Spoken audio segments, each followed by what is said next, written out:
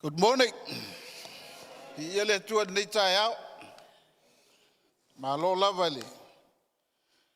Talo male. Fatua tua. Talitonu ile tua. Amene. O le whainga malanga e haoa o ilo tātou. Fatua tua ia. O istaimi o tātou fatua tua. O istaimi o kau. Kau te ngefu fo le channel o le fatua tua. Ai. O le tātou o mai whaatasi whaamanusia i tātou. Au e taimi e tofu atangata maona whaafita auli. Hallelujah. Au le atua, o le atua anga le lei. O le autu o le masina le nei e whapea. The gifts of Christmas are for lasting ministry. O Meaalofa o le kirisimasi e mō ngā luenga po le vala awina e tū mau. E le uma, e le ngata. O le atatu whaitau mai, whamole Monica, tu anel tatu slide. O te fia tala noa whatau le i se urutala e whapea o Meaalofa mai Sasa'e. O Meaalofa mai Sasa'e. The gifts from the east. O le tatu tusi whaitau, leo le whaautu wai. Le lope, o kau baua mai lea. Le mea leo le mu leo. Ia le atatu whaitau whaatasi, matai o lua, whai upu mua, ma le lua, ia ma le matai o lua, whai upu sefulu, ma le sefulu ma le tasi. Ia se i tatu whaitau mua mai la le matai o lua. Ia. Whanau Iesu, Beteleema, e rota le tupu, whauta, wo o mai ai maa koi mai sae, Jerusalema, o whaapea mai, po whea o iai le ua whanau mai, o le tupu o tangata i Utaia, a wā ua mātou wa aia lo na whetū i Sasa'e, ua mātou o mai ai e i fuatu i a te ia. Ia, tātou nai le malmalama le whasa moa, ia le ua watu tātou whai upu whapalangi, e te whaitau i fua i lava o e ilo taimi, ona ole, tātou taimi e pupu. Whanau Iesu i Beteleema,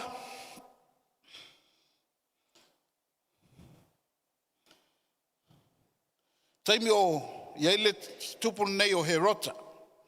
Ua o mai mākoi, mai Sasa'e, Jerusalema.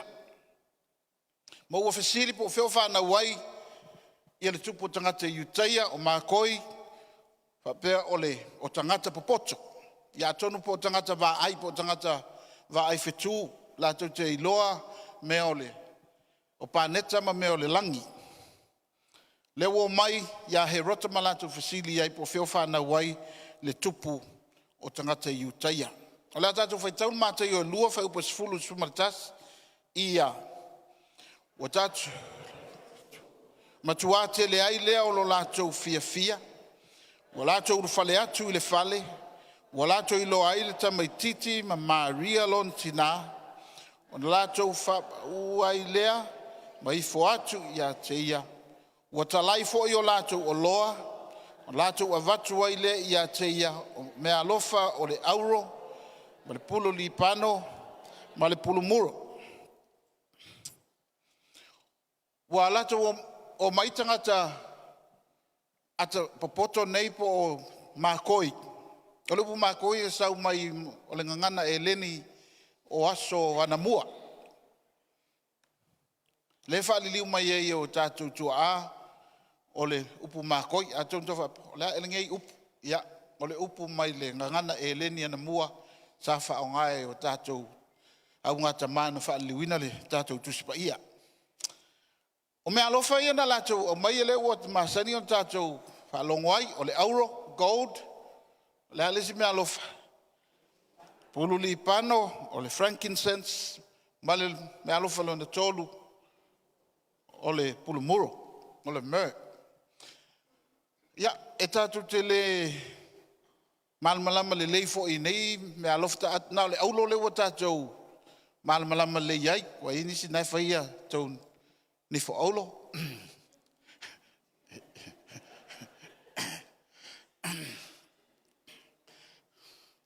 Sia mau fwaiso ta ita nifo aulo le nei, kiri se mas. O le Pulu Lipano. Ia, matua tātou le iloa po le alana mea. A o tau nasa tau soifua e le kalesia katoliko. Ia, o tau tanga le mea fo le lulufa pea e le whaiwhea au le pātele. O lo o tu o e tutonu mea manongi. O mea manongi, e whatatau i mea manongi. E whatoa alulu i taimi o le sauninga o le misa. Tau fu lulu fu tātou mea whapena. Tau whamamātu, ai fo ia i si mea ia. Tātou teo mai matātou. A tonu la o ni mea o po le ale whainga po se suahau. Ana tu uai ma mai e le au e tangata nei ma koi po tangata popoto. Ia, male Pulu Muro. Mo tātou whaalongo i le winga o nei Meaalofa. E sa. O le ale winga o le aulo. O ia o le pepe nei, o ia o le tupu. Gold represents that Jesus is king. O le pulu, la fo e pulu Lipano. Aloali'i. Ia o le ngaluenga lea whai whapea. O me foi nā sa whai tutono o le tabernacle po le malu Jerusalema. Pe taulata atu katoliko le whaingole. Bea tau fwena lulun tatou me whapena. Whamanongi e tono tatou whasa. E whailoa ai o le ngaluenga lea le whai taulanga. O le Ositaulaga. O Yesu, o le pepe, o le Ositaulaga. O le Ositaulaga, o Ositaulaga. The high priest of all priests. Malelona tolu, Pulu Muro, o le whaasauninga o lona maliu. O le tupu, o le Ositaulaga, ma le taulanga. King, high priest, and the sacrifice. O mea uma ia wa iai le pepe le nei. O Meaalofa nei tātou te talanoa iei, e le Meaalofa na pa uma i lunga. O Meaalofa na saunia e tangata. Na o mai malatou, whai mai e o mai whea. E o mai Sasa'e. O mai Sasa'e. They came from the east with the gifts. A tātou manatu natula iei. O Meaalofa nei e mai, a iei o lātou winga. A tātou tala noa le mea leo le lasting ministry, po le ngā luenga, po le vala awina e le motu. E tā ua le tātou vai po o amea le motu, po o amea e le pala. Tātou iloe umare malosi o mea ia, o le aulo. Ia le aulo e le pala. O mea uma ia e mwhaina uma o lātou wau ngā. A o lo lātou winga ma lo lātou wau ngā. E whaali mai ai, e le mawhai na uma. Me o le tātou o langa, ma le tātou iai le neila lo langi tātou te manatu e. Whaini mea e tuu mo tātou whanau. Tu un tātou tupe, tu un tātou whale, tu un tātou whanua. Mene. Ia o nisi mea me whaina alu uma. Me mai ia se o tō lua mai maupe ana umatu ia umatua tu mai sta whale.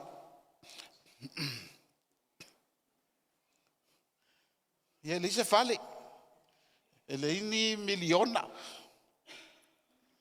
Au tu mai le whatua tua. Tu mai le whatua tua e le mwhaina pala. O le alofa ia Yesu. To anga le lotu. Tausi whanau, alofa i tangata. O le talale ta ma aruta ia maua. Whai whale lei tangata o le ekalesia. Ia ngā o kou ako ke pāsia, po o mako whaia le lei atu o tau. Whai whale ia lofa i tangata. Ese le tā ua o le nā. A onga. Ina ia i loa. O lo whaavae mea e le motu, me le uma, me le pala. Mene. Mi mitale stanga tailona wala wina. Wa ule faife au. Wa ule a. Ai mele ai mangi mea mautu. Ona ta fia. E fau waila na wha. Nau malona a inga mole lumana. Ole ale winga o nei tofi. Ole ale winga o nei mea wa ia taita tau. Ai umatu. Fiu ko sua ka ko fanga. Ole koe ole loko. Ole toe whatua tua ia Yesu. O isi ka miksa moe ka wa iaku o kala iluma ile wa mosalemi.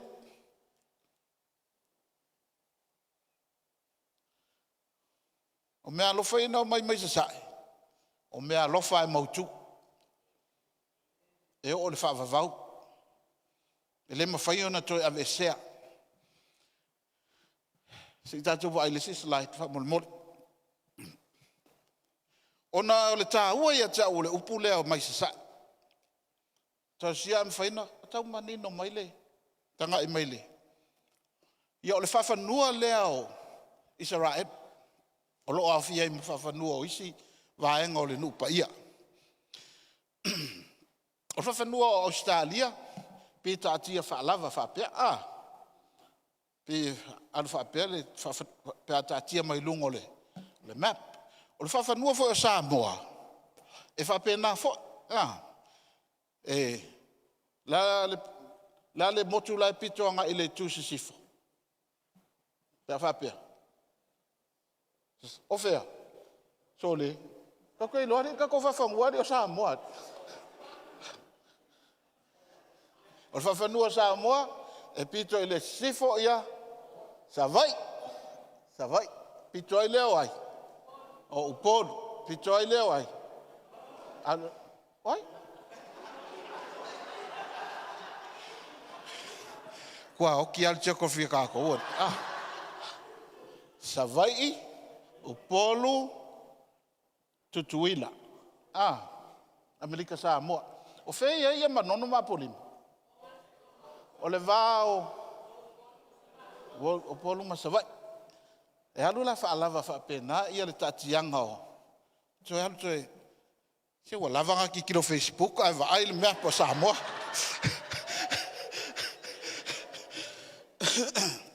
Ia.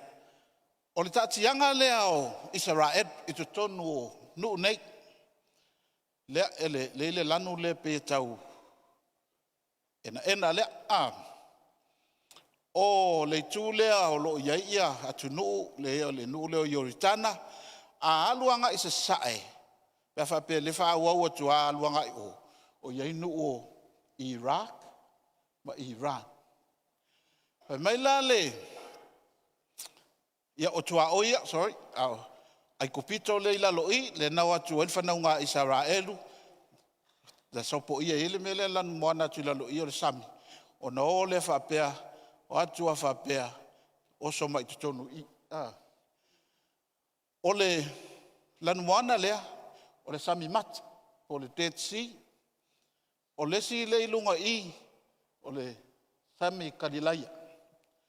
O le valtafe o le Yoritana, e sau mai ilunga i kalilaia, e tau mai i le sami mate, o le Dead Sea.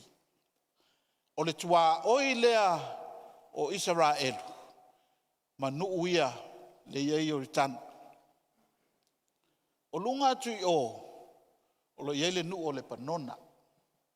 Mea le fai le taua fo i lea i le vao Israel fo ima le panona. Ai, na o le ngā luenga Yesu i lunga i le panona. Jesus went to Lebanon. Whawhenta to i loa, o langa le tau le manino atu le ngolea o le nuu o taia, o Turo, o lo whetala ia Yesu awana ia whaamalo lo le tama le whawhine, le ana wha iai, e le avea ia mea aia le whanau i uli, o i le ana wha iai le whaamalo longa lea. O le mele lea le tau ele tau ai kasa. O le nuu ele se nuu te le. Le lope i nei a pe sau mai Sunshine Coast, Gold Coast, uma i te le o le ele lea. I le tala le tuspa ia tusio kenesi. Ina ua tulia ese a tamu ma eva mai le fatoanga. Point mua lea fia wha mawhai e ala ina fia wha tawa ina le upu Sasa'e. Po le direction of east. Whai mai umere mua. Umalona tuli. On whai leo le atua. E tuu le ke rupi ma le pelu wafi I le tui whea. Sasa'e. Ole fatoanga I e tena. That the cherub was located at the east of the garden to stop anyone from reaching the tree of life. I want to o sesi le la Aloali'i. Ole amatanga mai ole nu o Israel. Na amata mai te tangata I ngoa ia Aperamo. Aperamo. Fatu asuilo na I ngoa ia Aperamo muli ina ua osi le whengainga. Au e tei lole mea e sau ai Aperamo. E sau mai Sasa'e. E sau mai I nuu ia na ufai atu. Iraq, Iran. Malanga mai ai whapea. Mai ia sopo ia le vaitafe lea no mele tolu. O le vaitafe o le Eufrate. Te lei o le vaitafe le na. Te le foi perfetanga e whaatatau le vaitafe lea o le Eufrate. Whai mai ia nisio perfetanga o loo I lalo le vaitafe lea ia lata ungo po peo ni manu fe ai e wha o loo loka ai. Ia e tele videos lai ia tangata whai mai waru I lalo le level o le vai. A lea ua atu wha longo ia leo e saunga ia I tonu I lalo ana I le vai lea. O ifla e tau ai fo'i le ngoa Aperamo le e peru. Abraham, the Hebrew. O le winga o le upu e peru, o le sopo ia atu, o le crossover. Ina ua sopo ia e Aperamo le vaitafe o le Eufrate. O lona winga, o whai maila na tala, whaatou wha atu I le mea na o sawai. Wa o sopo ia. I've crossed over. O te leto e fo'i atu I Sasa'e. Atu ua le tangata lona a inga. E ele manatu. Te toi fia alua I ai. O nisi lea e soifua ma whai ngā luenga I nei. Ai mawhauwhaua o te litai aloa o te alu I Samoa. Ana la kua ma kiwa koe fo'i mai. Ai a ka masa ole o lang koe fo'i mai.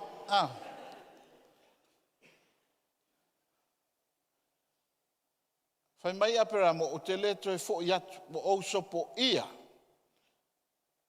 Ma ole me fo'i lena ala ina ta ua nei tangata o le whaatua tua.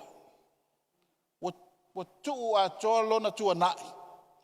Ai tali tonu e tai ia e le atua I le mea te tauna no fo'ai. Ona whai malanga mai lea o Aperamo. Whai mai nao ai tu tonu I le nu. Tonu kanana. Ma no fo'ai. Amene. Whanau ana whanau. Isaako. Ma Iakopo. Ai ritaimi o Iakopo. Le ana laina o ilalo ai kupito. Ia le whanau ngā Israel. O le si vaenga tā ua le whamawhaina o le upu nei Sasa'e. I le whainga malanga lea a Israelu a ngā I le nuun folfolaina. Wana ele I oso I toni o na oso atu whaataftafa. Ma luatu a whapea.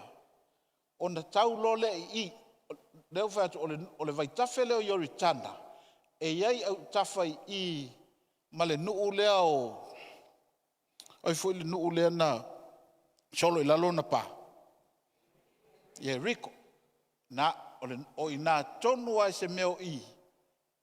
Na lato sopo I ai. Le Yoritana. They crossed the Jordan at Jericho. A o lato I ai lai le tū lea I le tusi o Yoshua. Whai mai walato sauni o. A whaatu lo le tua. Tau sauni tau te kolosi. Sopo I atu. O lona winga, o le vaitafe lea, Le sauta noa I lesi launga. Le principle of the dividing light. O le laina ai korosi loa ua e whai mai o ke le koe fo ila I tua. O le whetalainga le atua, o le vai lea, ko ke sopo ia, o ngai ko koe fo I mai. I le taimi o le tuspa ia le whengainga tuai, o ele nei, sa I lalo o nuu o Amoni, Moapi, o nuu manasa I tutonu o le vai mele le upatau nei o le nuu o Yoritana. I le whainga malanga fo ila lea sa whaatonu o I le whainga o le malumalu no Meaalofa. O le whaatatianga o le malumalu. E whaasanga lona whaitutoa I whea. Whaasanga I Sasa'e. Amen. E whaasanga le whaitutoa o le malumalu I Sasa'e. O na whaatonu leo le tua o le malumalu. Te mantua le taimi sa whaongai e Pastor Fiso ia le. O le malumalu. Ona nofo umalea o I tu ainga all the tribes wa yaila lato possession ile around the tabernacle. O ifio ile I tu ainga nofo le faituto. O Utah. O Utah e nofo la le pito le Sasa'e a tanga I tusi leo e soto lua fitu fai busuto suono ya lo ta uaile nofo anga o Utah e nofo le fai toa o le malumat ne fa sanga I Sasa'e o le tatou fale le nei o lea e pito lea I fea sifo Sasa'e mana tua matu o le aluanga I malai valele. Atato woanga I le sami. O le Sasa'e lea. O se sifo pe atato woanga I o I nula tuumpa. Ale matu le whapea. Ata nofo nei I whapeaka ika o whunye I o leta te whaasanga nga I south. Ai alu nei te tanga I le lei I tono lau whawhanua. Nei lo lea. O saute lea. Nei iai ia. Out. O Sasa'e lea. Lona winga. A whape whaatule malu I. Lona winga la tauna tu ulfai to toa I. E urfale mai ai. E iai winga o mea le tono le tuspa ia ta uan tatou malmala mai. E whaasanga la le whai to toa I le. O le malu I Sasa'e. E ulu uma mai atangata mai Sasa'e. E le ia sesi e ulu mai sesi mea. E sau mai Sasa'e. Lona winga e ulu tono le malu mai Sasa'e whela te anga iai. Ma tupo saute. La te aru sisifo. Aleluia. Ia mai se pati mo Yesu vela. Aleluia. Ia Yesu. Ile taimina o te tele le ami o le ango le nu o Israel. O nae ta ua ilfai tau tātou I le tusi o perfeta. Amata mai tusia, tusi o lua Tupu, Yeremia, Awenga, Ezekielu, Tanielu, Esera, Nehemia. These are the books that describe the situation or the spiritual condition of Israel because they speak about the time of exile. O le taimi e ave e sea mai ai Israelu mai I lo latou nu. Se toi fo I alfa mtalanga I le mele na fai loa le na ua nofo le whanaunga Israelu la asopo ia le Yoritana. E tulo le tua I ia o le toi whamanatu le tātou whengainga. A o le sopo ia na whaatu le tua a mai maa e se furuma le lua. E maka I le kolosi. Ma whamanatu e ia te utou le vā venga le tua. Ona o le vaifai mai a tafe. Taimi e lo longa. E le mawhai na sopo ia e sisi. Au ina whai e le vā venga. Tai pia le vā venga le na whai lalo le sami le lalo I. Ta ofi e le vai. Ai mawhai ona sa vavali Israelu i le matutu. Na lato koloso leo le me mua na lato whaia i tonu o le nuu folofolaina o le lato whaumatia lea o le nuu leo o i fwoi lea na solo i lalopa ye riko na le lato sopo ia ma whai atu le tua o mea umai tutu o i tau vai wherever your feet set, wherever you stand, you claim that land. Tau whanua na whea au nei ia ai ole la iki o mea kuku ai le wala inga whatla iki ki le ngu mea tau te tutu wai o mea tā ua la lea e tā ua le kolosi po le sopo ia tā ua ma le mea tutu wai e te le mawhaina e claim e le mawhaia isala e una o claim ia whanua ia a laile i sopo ia e mo mua na sopo na whato a claim mai la ia o ise manga o e kua kui a claim o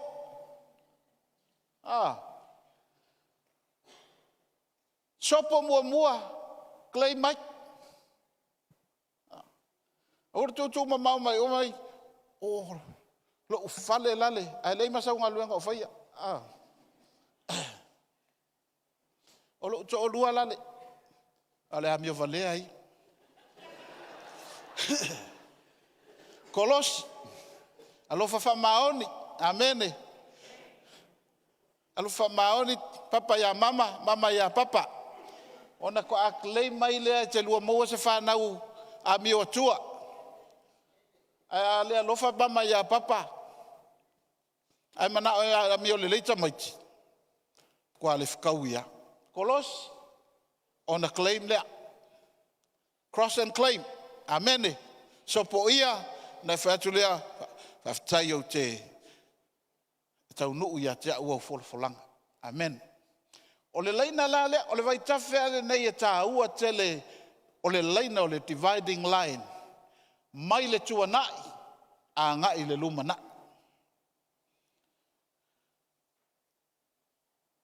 Le taimi laina ua le ustai tele le nuo Israelu mata tala noa mai ia le au perfeta na fata ape ia le tua ia le nuo Israel. Mua o le vaenga le pito i lunga le tau o Israelu i matu Northern Kingdom. A le pito i lalo le ia Jerusalema sawanga i lalo le ana tau o le o Utah. Mana tua fo ina vaelua ina le nu. Ina ua uma le tupu Solomona saulo na tali o Repoamo ia poamo fo isi taimi a poame isi Repoamo o inana vaelua ile nu fia poto Repoamo ia umalo o tangata mana wala to faila to malo pito ilunga a tu ulisi vaenga o ilalo fana o tavita o tupu umala i tua mai o tupu umala vasai tono Jerusalema o tupu o whanaunga a tābita. O tupu i lunga i o, ia o tupu na i tupu whaale tonu o i a apo. O tupu whaale tonunga sa tupu i lunga le pito le i lunga. Ai ona o le te tele o le anga sala o le nuu, tautala i lo perfeta la whata ape. O le vaenga la le i lunga, na mua whata ape. O mai ale nu o Asuria fo ise meo i, o mai a kilingi a kurvaenga lea, ave whatangata o taua, exile, whataape ape solo. Pe se lau tau sanga mulmuliane, ai saule perfetanga o taune Jerusalema mai Utah, o le awhata ape fo i o tau. O mai oile, oile nau mai whata apel vaenga le pito i lalo. Papelonia. Sau ne pukanesa. Sau a fufulu atulu vaenga le aves. Tu ua na o tangata matitiva. Ma tangata mamai. Whatu toe ai. Whata ape ape. Ai e ui ina whaali maile to sao le tua i leang sala o tangata.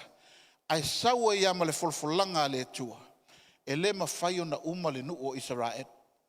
Tuse Jeremia tolu tasi, whai opu e tolu lima le tolu ono. Jeremiah 31, 35, 36. Whai mai se ilonga ele to iei ni whetu o le langi. Ele to iei se masina. Ele to iei se aso. Se ilonga i tupu mea nā whapele ele to iei se nu o Israel.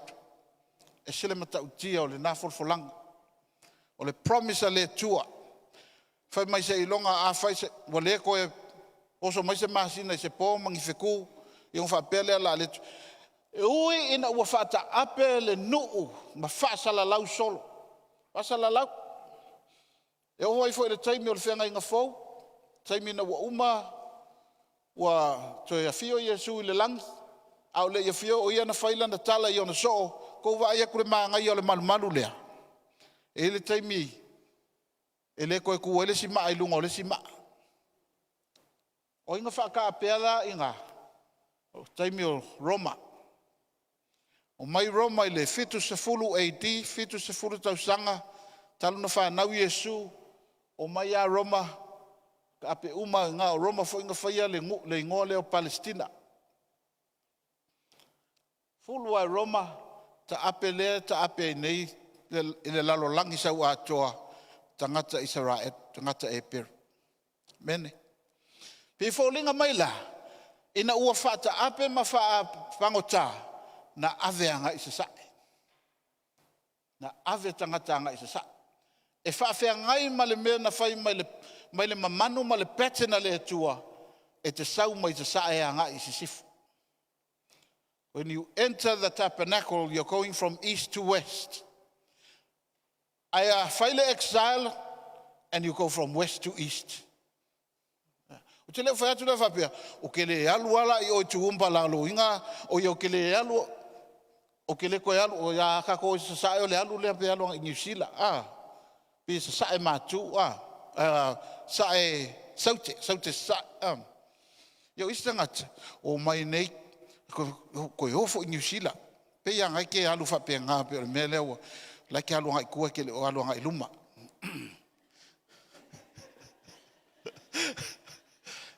Wai backslide back koe fo i New Zealand. Le ai. Au whai atua le tu e tal New Zealand. Ia New Zealand. O isi alanga sola i New Zealand. Wai fo i me leanga whai nei.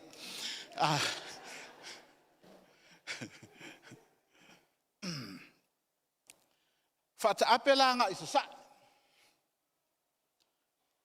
Ai te lola lesi mea me tautia e tau i le tu Sasa'e. Numela ono. Ina ua toi a whiwa e Yesu le langi na ua umala na ngā luenga. His ascension happened in the east. Le tu i Sasa'e. O Jerusalema le i. O le tu Sasa'e lea. O ie iai le malu malu. O au tafa le malu malu. E iai ia maunga lea o olive. Maunga o olive. Mount Olive is on the eastern side of Jerusalem. O ina na fioa e a Yesu i le langi. Ai whai maile no me le fitu. I le tusi o saka alia. Sfuru wha tolu le wha. Whai mai e toi fo i maile Mesia. Ma tu o na ao i le maunga lava lea o olive. E a fio mai oia. E le toi a fio mai oia o se pepe. A le a fio mai oia o le atua. E tu oia i le tu i Sasa'e. Amene. Se ba ele se ua ta wha mole. Taimon. O le ata lena ma pu e atu lunga i le maunga la lea o olive. O le tu i Sasa'e lea. O le maunga lea. A o tutonu la o le Temple Mount po i o le taimi nei o tu o le fale o le Mosalemi o le mosque. A o le nofuanga lea e fefina wa i nei. Ona e toe fau le malu lona tod. Ai fia fau lunga i. A o tato i lona mea a fau le malu na. Lo inga la o le taua la na o le lalolang. Na o le atua na te toe whaia mea e toi fai le malu, o le malu fo lale na, le fa bele tal, fetalai ngā Yesu, o le a sau le manu fe ai, manofo ai te tonu o le malumalu lea. E le mwhaina tau fia, o mea ua uma ona tātia mai te tonu o le tuspa ia e taunu. E taunu ai se asu. O le vai atu e fio mai la Yesu i lunga pe atu e fio mai o ia. E i lunga o le maunga lea o olive. O le maunga lea o olive le tu i Sasa'e. Lona winga fa tātia le malumalu i tonu i o le lona faitutoa e whaasanga mai i olive. Ai atanga i le siti. O le tele o tangata lai le tu le la. Le tu i sisifo. Alleluia. O pointi e fia le whaata uatu. E iei le winga. O le whai malanga mai Sasa'e anga i sisifo. O le winga ua tuua na o le atua e whaina ia i o. A o le aluanga i sisifo. O le whainga malanga e tātou te anga i luma. Amen. Anga i luma. E itanga te mai whapela te o tala. Se Sili a kua ale mako mafukanga, ma le mako loku yaso ia. Sili maua kuro mele i el kaimiei. E leo fina ngalo le tua tutu maua e ata tau i tua i o. Io e Sili pe a whai wa tātou misiana i o tātou tangata wa leo toi soifua mai. Pe o na i o tātou tamamati nā i le leo toi eili tātou mafutanga. Amen. O le asafaraile lana whailonga ile fitu iwa tau sanga o tamai a puatolo. Ia misia ta ma, misia tina, misia e ua pele ia i tātou. Ai o leo langa whalea nganga o le tangata. E te taunanga i luma. O le relationship ma le sootanga, le tangata ma le mafutanga ma le atua. E le te taunta e whapea, e Sili a kuaka i mila tua na. A whapea ngā lo inga ngala ke aluanga i kua. E tau ke ngofo mai ia laka ke oanga i Sasa'e.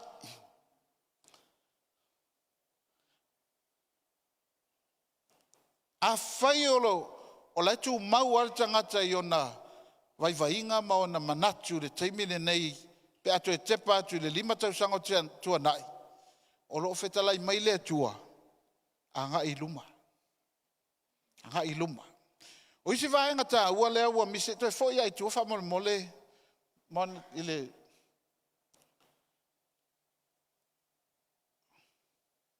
numela wha. O le taimina whau e le malu na fio mai le mamalu o le atua ma fio i te tonu le malu. Au le toa sao le atua na whaali ai le atua le perfeta o Ezekielu. O le alu eselo na mamalu mai te tonu le malu. O whena anga i ai. Na alu anga i le whaitutoa i Sasa'e. Fio anga i le Sasa'e. Na o le atua e anga i Sasa'e. Au tātou uma o i sifo. Amen. Lau tu mai le angelu ele ko whainga ko o aku o le whatoanga. Ma le pelu e whaasana to e latu sisi i le la au le ola. Le ua mai ele tua oanga i luma. O Yesu Keriso. Lo tātou whaola. I tua tu lai le slide lona Faavavau. The next one. O nei Meaalofa na mai e makoi. O Meaalofa e Faavavau. They are eternal gifts. Pa mai le whaalinga sifuruma le tasi. O le maalo le lalolangi. Wa avea mo lo tātou wali. Malona Keriso. E whai o ia matupu e Faavavau lava. That the kingdoms of this world becomes the kingdom of our Lord and of his Christ. And he shall reign forever and ever. Ele motu. Le matau tia ole. Meaalofa na mai. E whatau vae le tātou whaitau. Le o mai o mākoi ma Meaalofa nei. A ole whai longa o mea e Faavavau. O mea tū mau. Lona lua. Le Pulu Lipano. O ia o le Ositaulaga e Faavavau. E le mawhai ona toi avesea. Lale winga ole. Ngā luenga le Ositaulaga. e tū o ia i le vā o le tangata ma le atua. Na o ke riso e mawhaina tū i le vā o i tātou tangata angasala ma le atua. O lana ngā luenga fo i wha osi taulanga e le uma. E whai mai e se tātou whaitau mai le e peru le 5 whai upo e ono. E pei ia, pei ona whetalai mai ai foi o ia i le tasi upu. O le osi taulanga o e Faavavau. E winga whatasi ma mek sa teko le alu avele. A latu aperamo ave yeila na taulanga. Whai mai o le osi taulanga i le aiso na ngafa. Le aiso na amatanga. O lona winga o le tua. Whai mai la o le e winga whatasi. Ke riso ma mek sa teko. O lana osi taulanga o le osi taulanga e Faavavau. Malea, malana taulanga le Pulu Muro. Whai mai le whapalang, yesi whaitau, mai tatu whapalang, ia. But when this priest had offered for all time one sacrifice for sins, he sat down at the right hand of God. Lona winga o lana taulanga, ele umalona o ngā. Whenga inga tuai, ko awiraka ko māmoe, ia, si whamangalu mai fo, iwa moe kolo fo, kamon ngei a inga. Ia, ko o kai au, ia, se i, ko e wakurisi māmoe, ko e whai e fo, iwa. Moko fo, ia lesi vaenga, lele nguko, lesi vaenga. E o si a taulanga ia so uma. E uma e walenka ko māmoe. Fai. Ai whai mai o le taulanga ke riso. O le taulanga e tas. Tasia. Cover to eternity. E o le Faavavau. Amen. Ia, la wha umatu. Lesi la slide. O fesid. O le aulo. O tupu moni e su ia te oe. Is Jesus your real king. Now, o Meaalofa nei. E matua fete e nai ma le winga nga sala o le tangata. The sinful nature of man opposes these gifts. O le winga nga sala o tātou e fete e nai ma Meaalofa nei. Aisea, e fia kupu umaka ngaka. O ise wamai, iwa uio king loko maulalo. A o le maa ia o le loto e tutonu pe awhai atu e sala mo. E ngofo mai e le kaukala. A le makua, makau ki a loko ke e la ye kukong. Ia nai tutu e waile, isi o tu e mawaile na mea. E fete e nai Yesu ke riso i lona tūlanga tau tupu.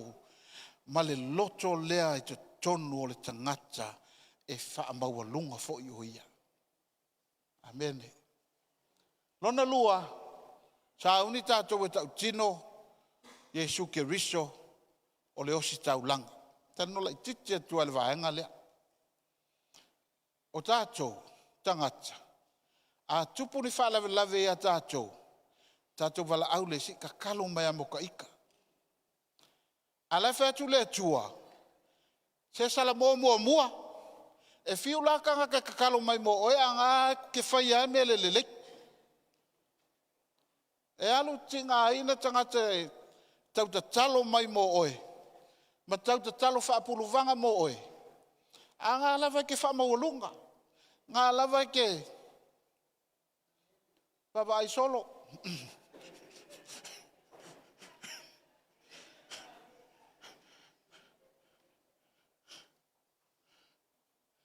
Kango aku le me ele kango yai. Ala kinga inga mai sanga te talo mo tātou. A tātou whai wa tātou sa auni e whai ke riso ma o tātou Ositaulaga Sili e tū le vāo tātou ma le atua. It is our responsibility to repent of our sins. E tātou o na tātou sala mo tātou o sala. Ina ia whai aile ngā luenga ke riso. Maua mai le tātou. A tātou le sala mō. E whai o Yesu, ia o ngika ngakai. Kau ka kalo mai mo kako. O isi o mai whae e mai lima ia tātou. Suafo Yesu. Af esele mai. Suafo Yesu. Wa uma ia mau meua. Pai mai atato. Alaka ke ngofo le leia mal fa Afrika. Ako ngofo le mau ai kong kidika ka fa mangalo. Kele la ko meleanga fa yeke.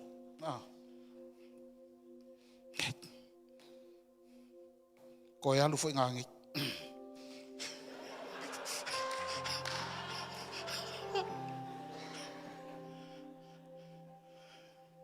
Ala wafu limo ka pa I mai ma fa e mai atato.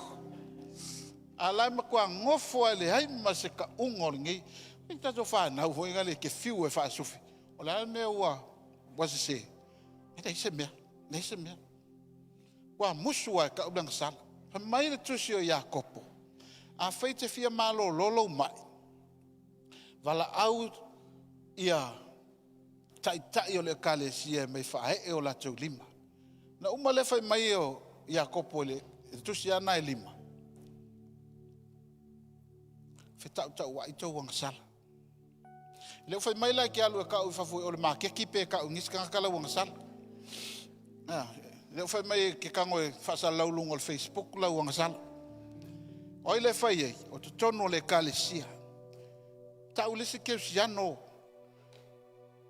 O uso ke siano e te iloa. E te fatu tuaina.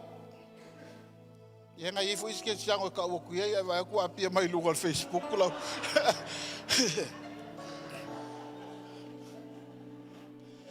Tau tino, o le melele fetala ile tua. Afia mai Meaalofa ki si masi au ngā mo tātou, ma tātou whānau, ma ngā tupulanga fa mai. Tātou tino tātou wangsala. E wole fiu e whāsofi a koe fa mai. Ia o mātou wāhe anga sala. E ke awa ka awa koe fua mai sika kai lau anga sala. Ngā o oe anga e anga sala. Tau. Oa ue o ngā le anga sala. Ai isi kai whako ese whapenga. Ia le tua ua mātou o tangata anga sala. A mea pēki whape. Oa ua le ai. Oa ua le whaikakala. Oa ua le o ke loko ke. Ta wale ang sala tangata ia. Ole mea sili nana whaseina I tātou. E tisip tātou ole fili na nā tātou ang sala. Ele o whai meile tua talo e tau nisi. Wa ai tangata whātua ina ole e kale sia. Langai umana e tau ia. Nita talo leo tangata na mo oe. Whai meila a whe tau ta wa ia tātou ang sala. Ole ale mea tupu. Whaamalolo. Ese le makau kia ole formula. Ai ta'ua kulola ka ngasala. Mai e o ifo le whaamalolonga. A malolo I tutono le loto. Malolo tu ai maletino. Amene.